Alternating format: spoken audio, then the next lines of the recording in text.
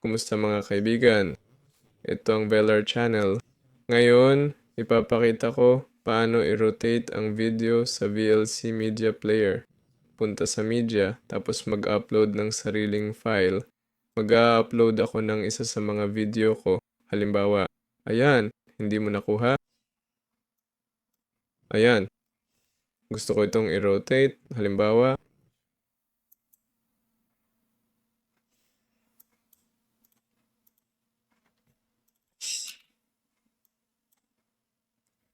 punta sa Tools, Effects and Filters, Video Effects, Geometry, Transform.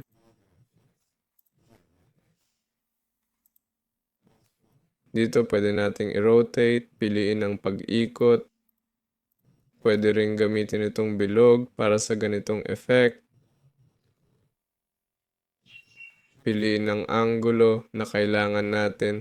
Pindot sa media, tapos sa convert save. Ayan!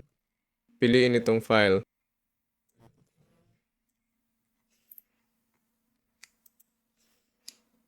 Pindot sa convert save. Piliin dito ang profile na kailangan mo.